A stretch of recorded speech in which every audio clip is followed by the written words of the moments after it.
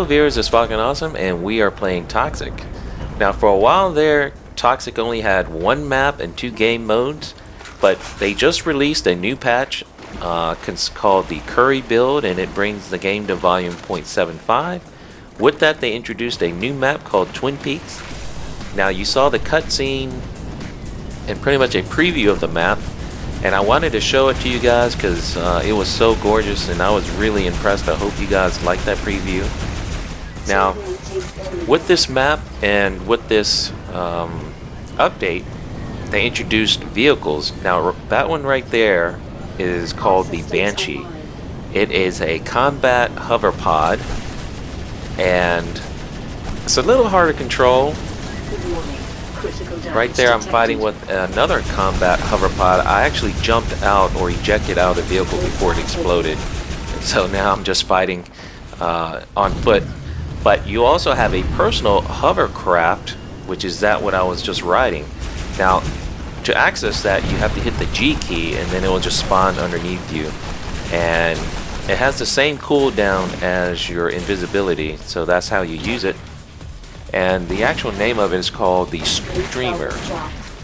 So it's basically your personal hover bike, and you're going to want to use it to get across the map really quickly.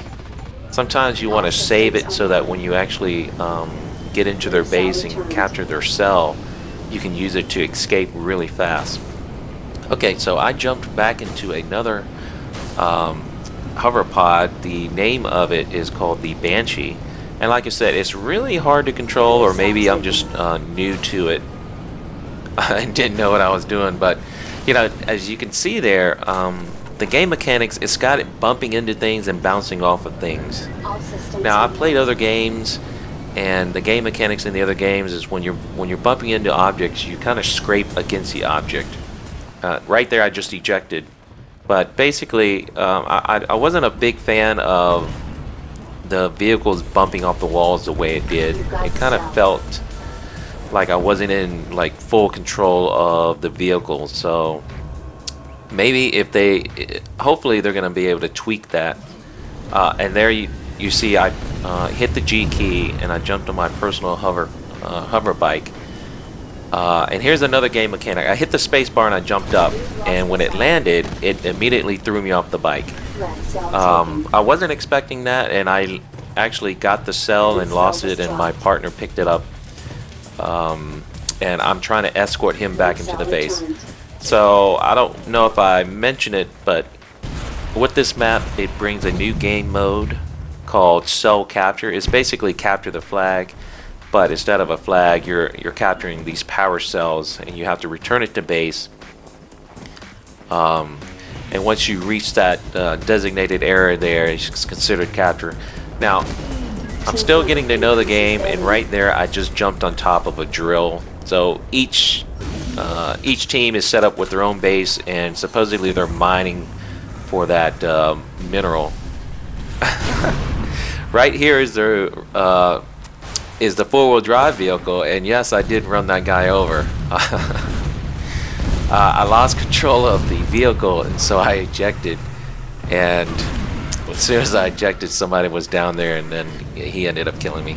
But that's the 3rd vehicle that was introduced.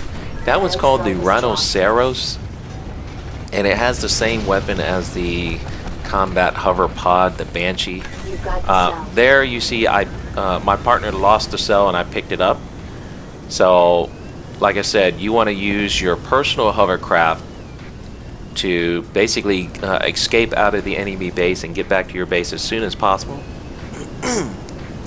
Now I thought I was home free here, but it turns out there was like at least 2, maybe 3 enemies camping my base, and you actually get knocked off your hover bike very easily.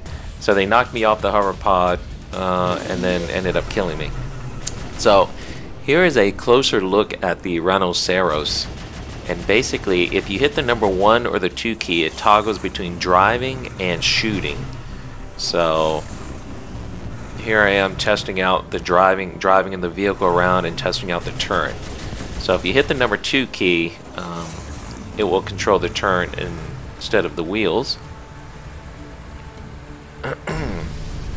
If you hit the space bar, it has that boost that you just saw.